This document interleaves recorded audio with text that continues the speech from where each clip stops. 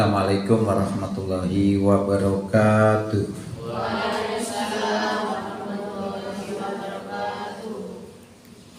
Alhamdulillah alladzi arsala rasulahu bil huda wa dinil haqq liyudhhirahu 'ala ad-dini kullih walau karihal musyrikun.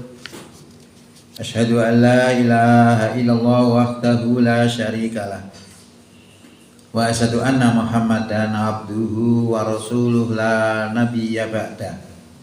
Allahumma shalli wa sallim wa barik ala Muhammad wa ala alihi wa sahbihi wa sallim ajma'in, amma ba'du. Bapak Ibu yang kami hormati, syukur alhamdulillah di siang hari ini kita bisa hadir untuk acara kajian al-Islam maupun kemuhammadiyahan dalam rangka menambah wawasan keislaman kita sekaligus menambah mantapnya keimanan kita. Mudah-mudahan kehadiran kita di siang ini diterima sebagai amal soleh di sisi Allah Subhanahu wa taala. Materi di siang hari ini ada 3 materi.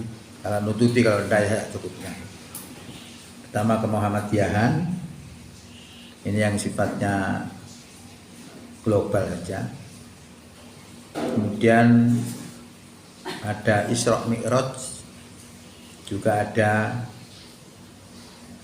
perayaan Natal bersama yang sekarang sedang ngetren ya. Anjuran dari Menteri Agama itu seperti itu. Nah, bagaimana dalam pandangan Islam? Jadi hal yang perlu untuk diketahui bahwa Muhammadiyah itu berdiri untuk kemanfaatan kepada masyarakat, bukan untuk meminta-minta. Ini yang perlu dipahami. Kita lihat misalnya sekolah di Indonesia itu yang dimiliki Muhammadiyah itu jumlahnya puluhan ribu. Puluhan ribu sekolah, belum juga rumah sakitnya, belum juga pondok pesantrennya, panti asuhannya, perguruan tingginya, semuanya menyerap tenaga kerja. Berapa orang yang bekerja di Aum Muhammadiyah? Ini salah satu kontribusi Muhammadiyah untuk bangsa ini. Sekolahnya luar biasa di Indonesia ini. Nah, ketika terjadi bencana, salah satu contoh, ketika terjadi bencana alam, misalnya seperti bencana yang terjadi di Sumatera kemarin, menempati garda terdepan untuk memberikan bantuan. Orang-orang yang biasanya teriak-teriak paling Pancasilais juga mengatakan NKRI harga mati. Ternyata ketika ada bencana tiarap semua, tidak ada yang nongol. Justru yang nongol Muhammadiyah memberikan bantuan apa? 70 miliar. Luar biasa. Itu caranya dalam waktu singkat aja, gampang gitu. Diinstruksikan seluruh masjid di Indonesia di bawah Muhammadiyah ini untuk menyisihkan 3 kali Jumatan untuk disalurkan ke Sumatera. Itu terkumpul sekitar 70 miliar. Luar biasa.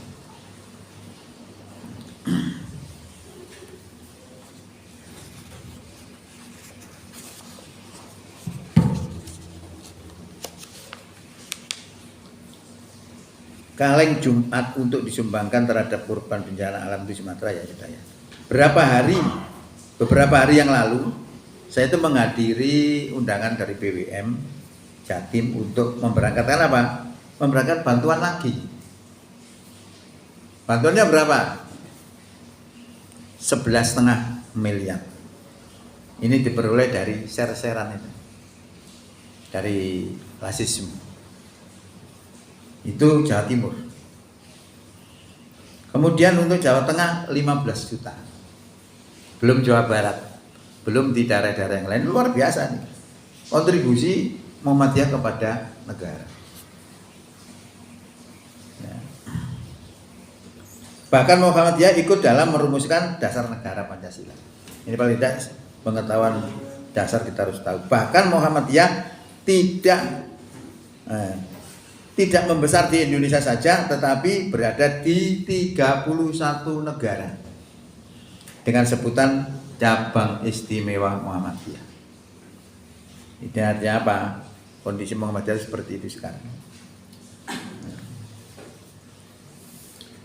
Maka patut disayangkan ketika Muhammadiyah di Sampang kemarin. Sampang itu ada ingin mengadakan milad yang ketika 113. Pembicaranya adalah Menteri Pendidikan kita, Pak Mukti. Itu kalau dalam Muhammadiyah dia sebagai sekretaris. Nah, kebetulan dia juga sebagai Menteri Pendidikan. Tiba-tiba apa? Dibatalkan. Siapa yang membatalkan? Bupatinya. Loh, kok wani gitu loh saya.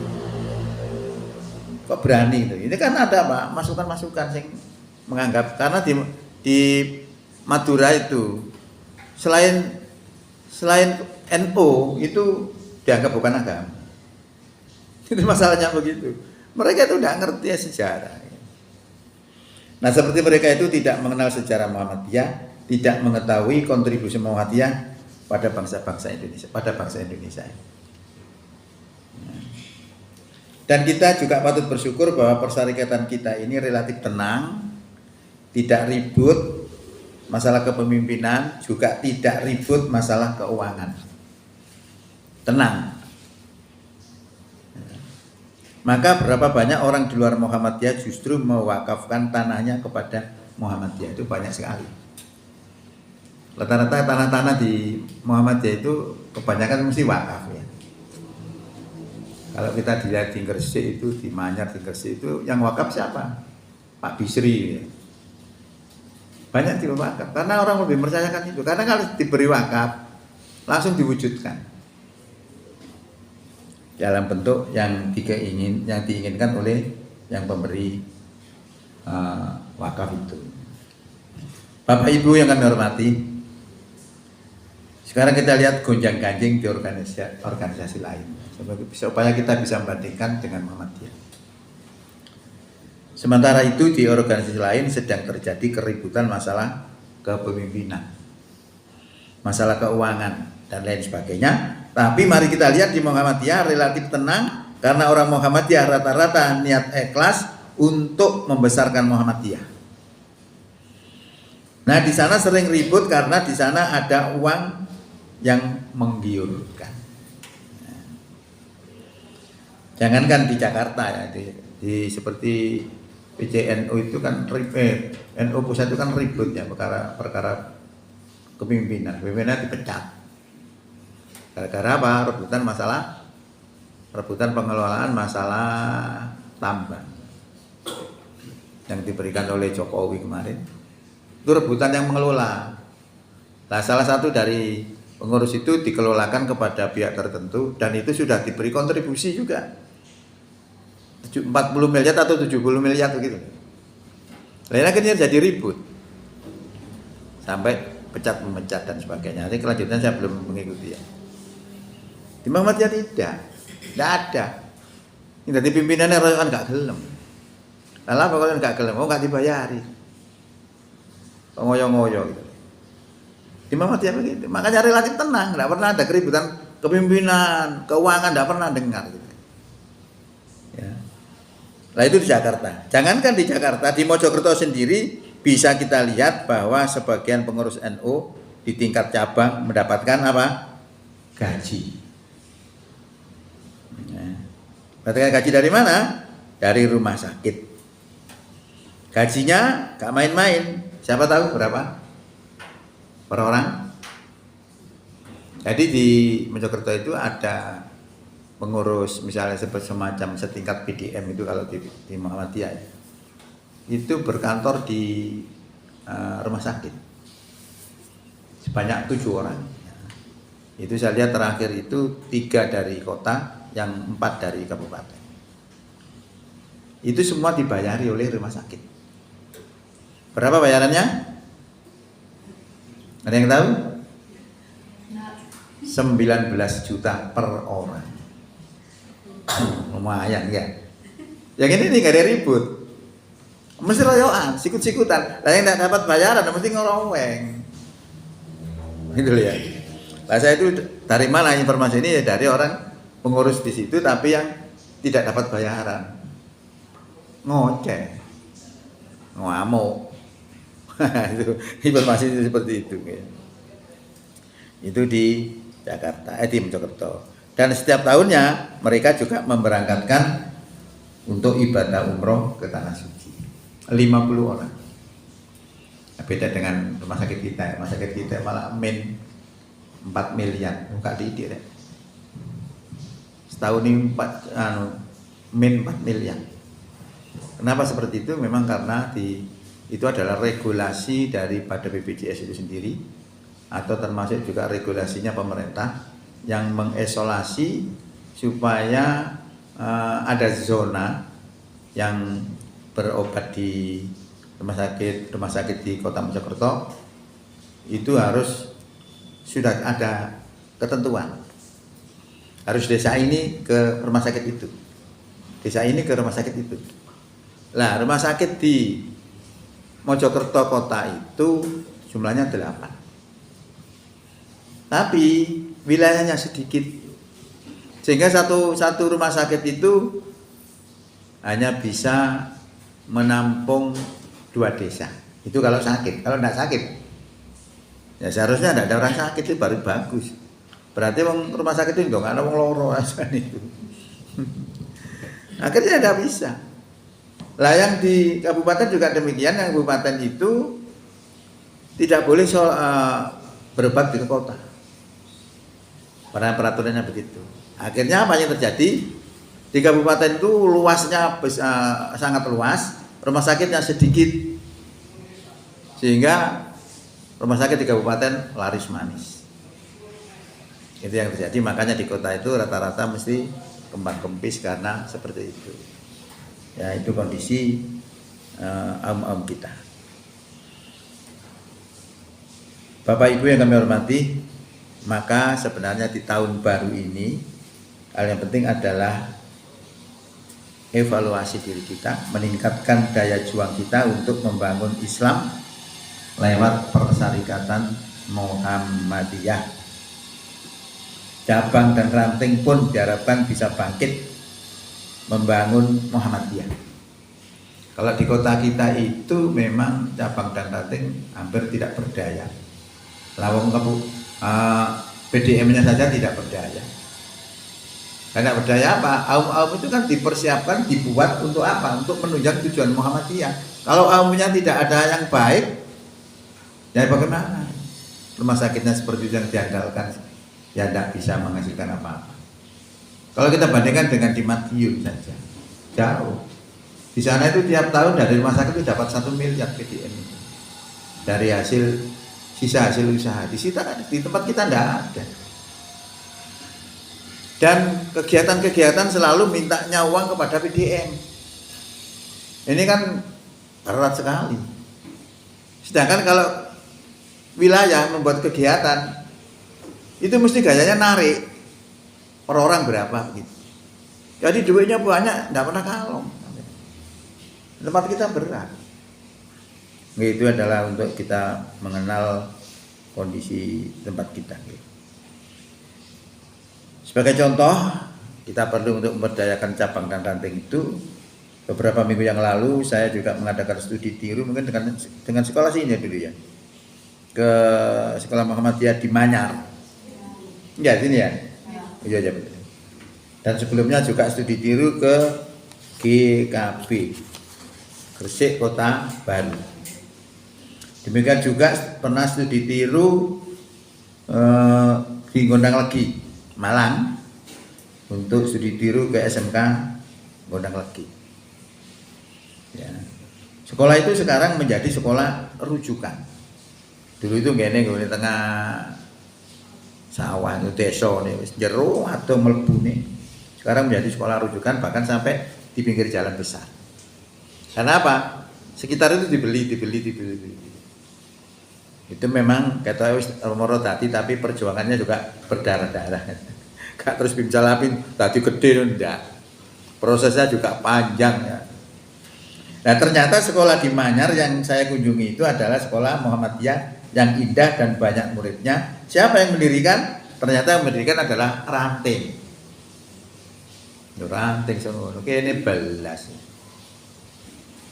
Di Gresik Kota Baru juga saya mengunjungi SD, SMP, dan SMA yang sekolah begitu luar biasa. Ternyata yang mendirikan adalah cabang Muhammadiyah. Termasuk SMK yang di Malang itu juga yang membuat adalah cabang. Ya. Kalau mereka bisa, kenapa kita tidak? Gitu. Kan gitu. Iri nih, coro iri. Iri kan tidak mesti. Oh, oleh nikmat akeh aku ya kepingin oleh nikmat. Nah ini begitu. Mereka berjuang berhasil, kita juga harus iri.